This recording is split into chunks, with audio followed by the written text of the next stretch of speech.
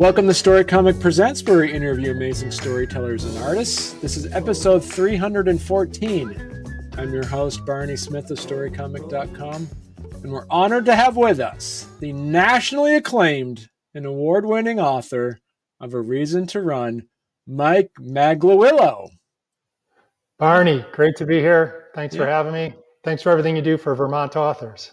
We reached out, I think it was a couple months ago, when you kind of nailed down your launch date, which as of this recording was 2 days ago. Your book, A Reason to Run, has been launched, correct? That's right, on October 10th. The premise of a book is about someone that experiences kind of a life tragedy and then is able to kind of overcome that. Yeah, the book in a nutshell is a fictional coming-of-age story set in the 1980s about a teenage boy, his bike, a devastating accident, and the healing power of running. So it's a book about tragedy, recovery, and hope.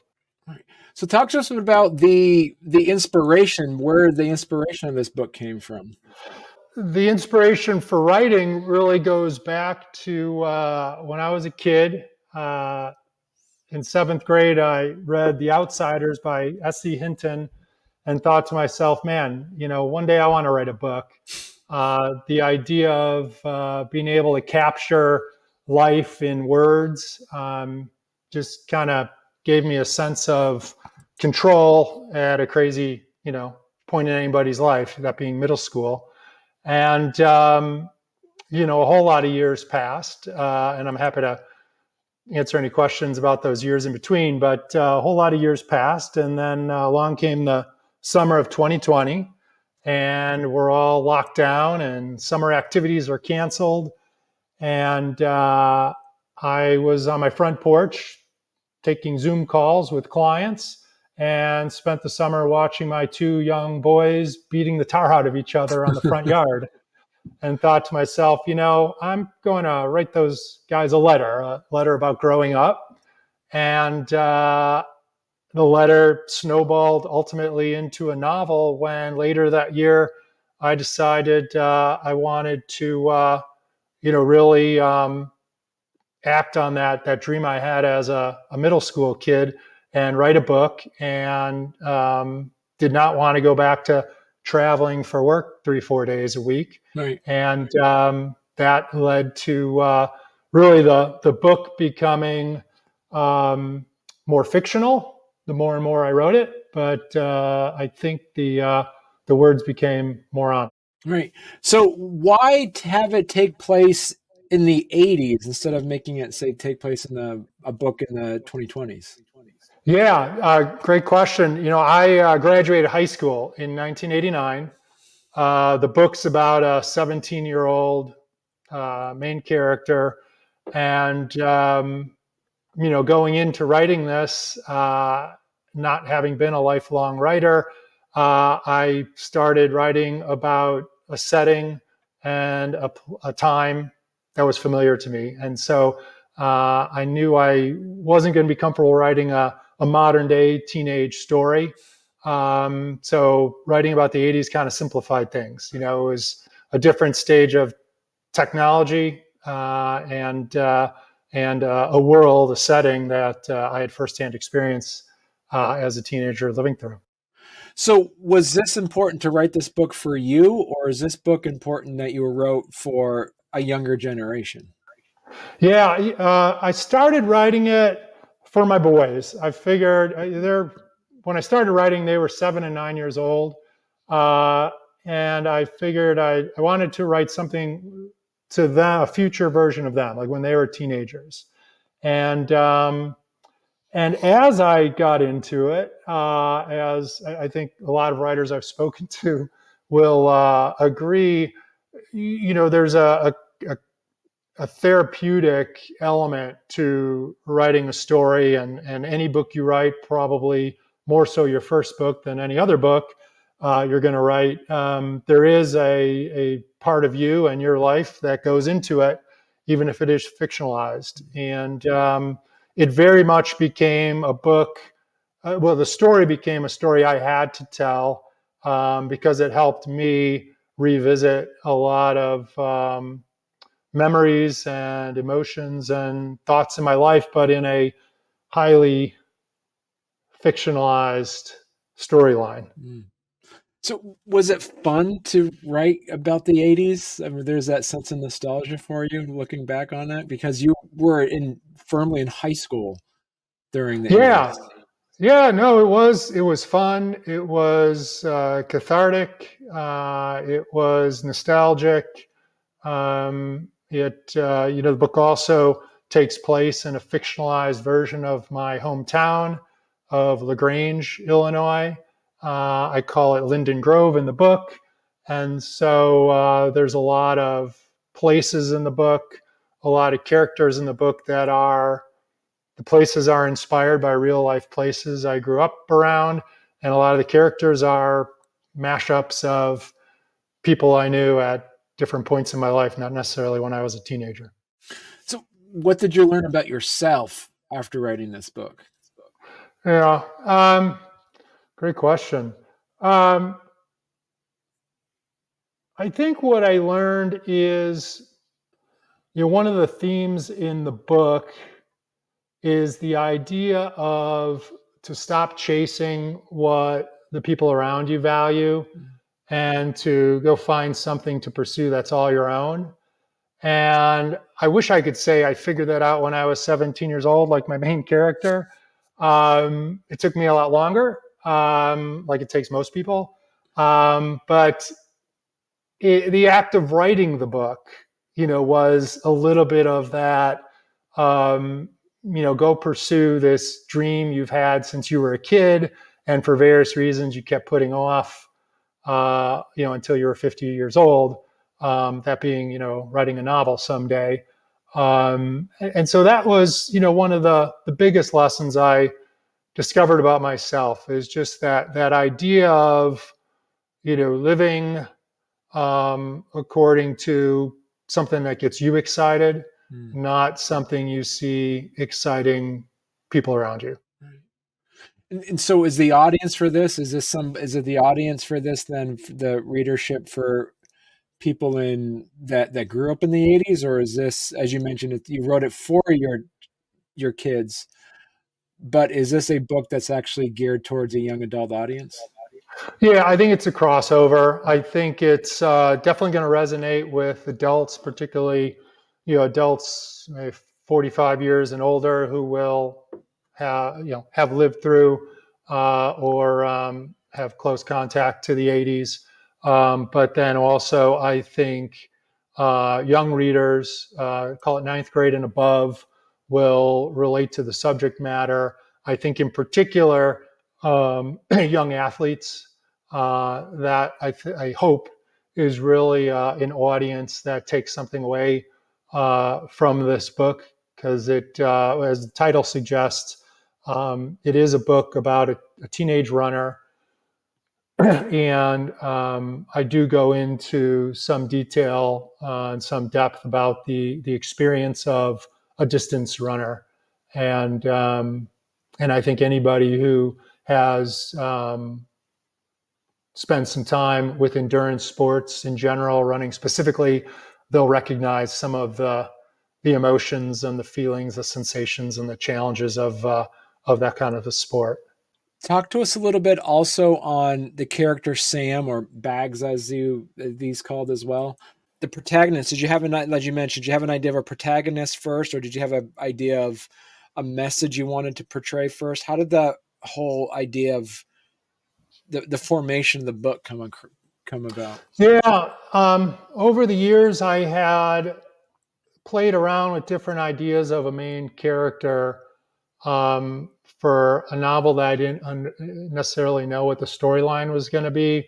And I always had in mind, a teenage boy, um, kind of an underdog sort, smart, and I should say, good grades, good at school, um, and ambitious, but a healthy dose of confusion about kind of where he fit in the world.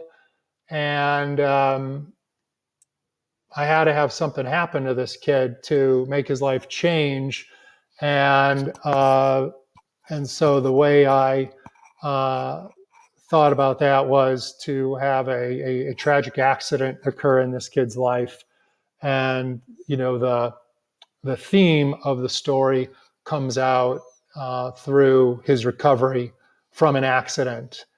In that regard, I quickly figured out, the profile of the main character and the tragic accident as the inciting incident, because there again, I was able to draw upon a life experience when I was 12 years old, so in 8th grade, and had a 3-week stay in the hospital, including receiving my last rites for an accident that wasn't nearly as exciting as getting hit by a car on your bike. In my case, it was an appendix that exploded in my belly. Wow. But I had a little bit of perspective of what happens to you, when you undergo something like that physically, but more importantly, what happens to you socially and emotionally when you are thrown back into the world,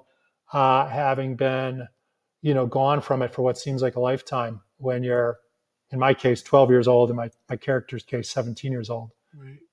Once readers read it, you don't own the book anymore, meaning you don't own. Have you been surprised by how people read and understand or interpret the book at all? Based on early feedback I've received, I'd say I've been pleasantly surprised that people that don't come from kind of a running background really enjoyed the running scenes. Um, I've heard things like, cinematic and engaging. And, people were surprised that they would enjoy the running scenes as much as they did. So that surprised me, because I did think that the book would be a little bit more the call it the addressable reader base would be more tied to sports, but the feedback I've gotten is that's not the case. People sympathize with my main character. They identify points in their life, including their teen years, where they experience some of the similar insecurities and fears and doubts that my main character experienced. So that's been surprising to hear from a more of a general audience. Did Bags go in a direction as you're writing it, in a direction that you yourself wouldn't have gone into, or is it pretty much his personality is very much like yours when you were his age? Um, no, I think he's different. I mean, he's truly fictional, Right. I've as a fictional story, I've exaggerated certain elements of his personality to make it engaging fiction. On the most obvious surface level, I didn't have nearly the talent for running that he discovers in physical therapy after his accident. So that is completely, fictional storyline, but one that suits his personality well. How long did it take you to write the book? You said, was it a couple of years that you said? Yeah, so I started in the summer of 2020, and it was fall of 2022 that I had it substantially complete. And then, it was this time a year ago, I started thinking about how I was going to go about and get it published. So it was a good 2.5 years of writing and revising. And then from January of this year, it was more really polishing, copy editing and proofreading and really polishing it. So, because you got it published through Rootstock, so how were you able to find Rootstock? Well, I approached the whole publishing question. I guess like if you were going to hire a contractor to build a house, I researched a bunch of different, hybrid publishers. I chose that as the route I wanted to go. Narrowed a universe of dozens to about 10, and was fortunate to have a few respond back with interest in working together, and went through an interview process and spoke to all of them, and really just found Samantha at Rootstock to be the most thoughtful about my book, the most thoughtful about how she thought we should position it, and the added benefit was that Rootstock's here in Vermont like us, and I thought that would be helpful in working with booksellers and book industry people in the local market here. Right. Authors always talk about how important an editor is. Now, how different is the finished product as compared to the first draft that you submitted? Well, first draft, you talking about the first draft I wrote? Yeah. Okay. The first draft was probably draft 0.5. I sent it, my cousin has been a writer her whole life, and has an MFA and, writing as a profession. And so I remember texting her after not telling anybody other than my wife and my boys. I was writing a book, and I said, hey, I've been noodling on this book idea. I've written a first draft. What do I do with it? And she had some great suggestions. The first suggestion was get some professional help, and so I did. One of her friends, who is a book coach, gave me a structural edit, a substantive edit of the first draft. That woman was Candace Coakley, who's based outside of Boston, and who I thank in the back of the book.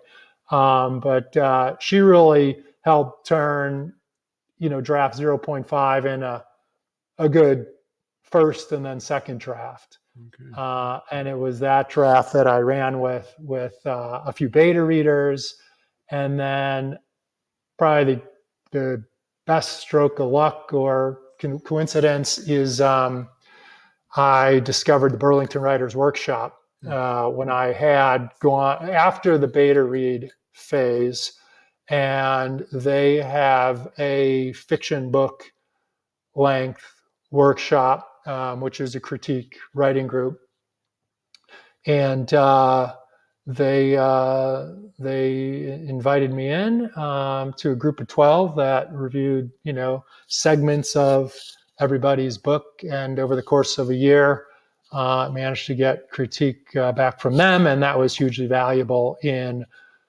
turning the draft, what was probably a post beta reader draft, into something that I was comfortable sending out to publishers late last year. So was there any parts of it during that editing process where there was a spot in the book and the story like, I love this part, but the editor's like, you got to cut this out, Mike? You had some parts that you loved that just yeah. Didn't like it? So if you go back to like the first draft, the draft I sent out to beta readers had a scene at the end. So this is high school kids, and one of the scenes towards the end was a party after prom night, senior year. And I had drafted what someone termed a sensational high school party on a boat on a river with, a hot tub and people dancing and, booze flowing out of everywhere. And it was just over the top. I had so much fun writing it, and the main character and his buddies organizing the party and the drinks and so forth. And, a couple of my beta readers were like, I'm not sure where this scene fits, but it was a lot of fun to read. And so that saved me 10 pages to just cut that and rework the lead up to the climactic scene at the end. Right. What advice would you give people that are looking about trying to write their first novel, but they're saying, Mike, I don't have the time. I have this great story I've been working on. I've been noodling on it. What advice would you give folks that are wanting to get their first book written? Don't think about the book. Don't think about the next 200 words you can write, and just bang away at it. One chapter at a time, one page at a time. If you think about how much you could do on a daily basis, if you could carve out an hour a day, and you did that, even 300 days a year, you can bang out a whole lot of words to get to that crummy first draft, and then you've got something real to work with. And so how do you sit down and write? What was your writing style? Did you write in the mornings, afternoons? What was your what worked best for me, I wake up in the middle of the night and I can't fall back to sleep, and I've got a creative idea. That's when I'm most creative, is in the middle of the night. I will get up, spend an hour running with some creative idea that's finally come to me that fits into the novel, and I'll write it out longhand. And then, so what I do the next day is I transpose that into typed form, in Word, and make sense of it, because it half the time it doesn't make any sense, but the gist of the creativity is there. Then the left brain needs to kick in, and I need to actually get it on paper, so I can edit it, or get it on the screen so I can edit it.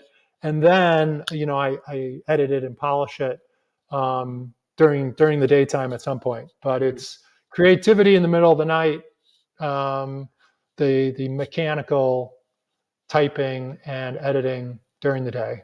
And so the process of getting the book form, you said you reached out there, you connected with Rootstock. How was it working, actually getting the book physical in that sense? There's a structured process, and it starts with the cover. Mm-hmm. Rootstock did a nice job collaborating on that cover design, and the font. We spent a lot of time thinking about that font. But it starts with the cover, and then it was a copy edit and sensitivity edit.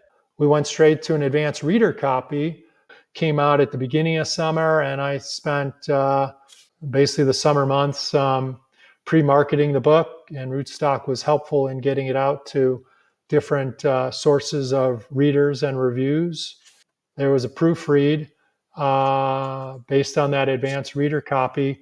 Finalized it in mid-September. How much were you involved in, actually, as you said, like the design, and you mentioned like the font and all that piece? Did that take a bit longer? And also you have the lines as well. Like every chapter heading has the lines that you see on the cover as well.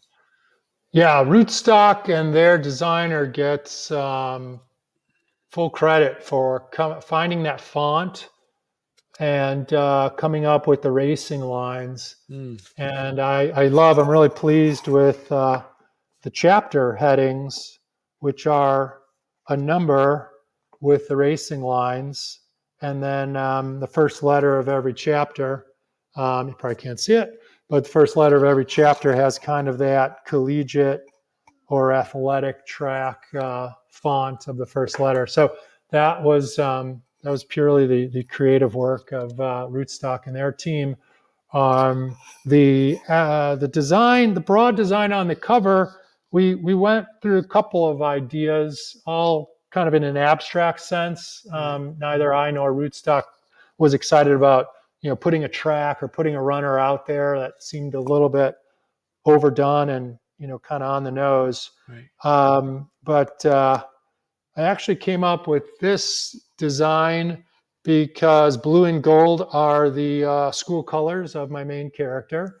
And there's a scene towards the end of the book where a running mentor of the main character tells my main character to look out at the horizon, and says, boy, if you could see beyond the horizon, what do you think you'd find out there? And so the blue and gold kind of create a horizon image here, with the Chicago skyline in outline form, because the story does take place in the western suburbs of Chicago. So then, Mike, I know the book just came out. I know it's only, like, as of this recording, 2 days old. So is there a sequel, like A Reason to Swim and A Reason to Climb? Are you going to have, like, a whole... Yeah, it could go on forever. Yeah. Been noodling on a second book. I am pretty certain I've got the idea for that, and I'm working on that, but it's not a sequel or a prequel. Okay. You could take this book in either direction, like most. I wanted to switch gears before I come back to Sam Bags and his family. You got the bug now, Mike. You got your first book published. Yeah. That's the hardest step of getting your first one. But after that, like, then the second and third and fourth books are going to come out easier. Yeah, well, we'll see. I'm working on the second one. It doesn't feel nearly as productive because when I started A Reason to Run, I didn't have another book that I was trying to proofread and pre-market and then market. Right. So maybe as the dust settles on this book, I will, I'll be able to spend some more serious time working on a second. You also are award-winning. You won it for a short story that you produced, and you won an award on that. So talk to us a little bit about some of your other short stories and stuff that you've done. Yeah. So in between edits of the book, I discovered flash fiction writing as kind of a nice break from the heavy weight of working on a novel, and it was a great way to just kind of keep the writing muscles warm and actually sharpen those muscles, because you are focused on a much more manageable, shorter, succinct form of writing. And I've written about 6 or 7 flash fiction pieces over the past couple of years, and have had a lot of fun with it. I've explored a lot of stories. Clearly I've got something about characters trying to figure out youth and coming of age, because most of the stories all relate to kids and their relationships with their siblings and their parents. So that award that you're referencing on the screen there is a book called The Golden Boy. And that is a story I entered in a contest with Flash Fiction magazine this summer. And I entered that contest after that story getting rejected probably a dozen times over a year and a half. And just me thinking, this is my favorite story I've written. Someone's going to fall in love with it. I just need to keep fine tuning it. So I kept hacking away at it, and editors of Flash Fiction liked it. That's right. So was this written by Mike, or is this written by Mad Gorilla then? Well, Mad Gorilla Writes is just the name of my website. Yeah, I know. So because it was one of your sons is like keep trying to pronounce the last name, right? Is that where? Yeah. So if you try and pronounce my last name, you get frustrated really quickly. And I spent, my entire life, but in particular, my childhood, having every teacher, butcher that name. And my son Eddie, who's now 11 years old, came home from kindergarten one day and told us a story that he just gave up on his kindergarten teacher mispronouncing his name. And he said, you know what, just call me Mad Gorilla. So he was Eddie Mad Gorilla. And then Mad Gorilla has become like our family's inside joke. Right. Anything like if we go to a restaurant, we put in our name, Mad Gorilla. Right. And so, yeah, I call my writing Mad Gorilla Writes. My website's madgorillawrites.com. Perfect. So Mike, if people want to learn more about you, where's the best place they could go to? Well, my website's got sort of everything I'm doing writing related.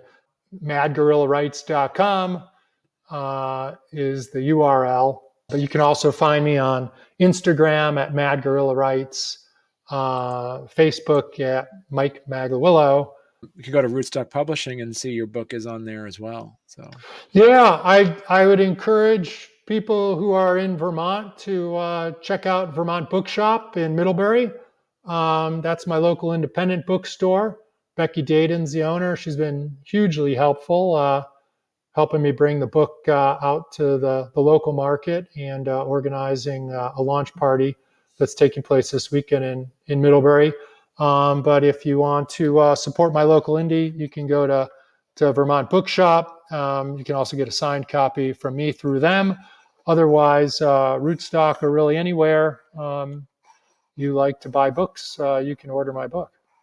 Well, Mike, congratulations on the book, and great talking to you, and very inspirational book. And I look forward to having you come back on again when you got more coming out too. Well, that's great, Barney. Really appreciate your time and had a lot of fun talking to you.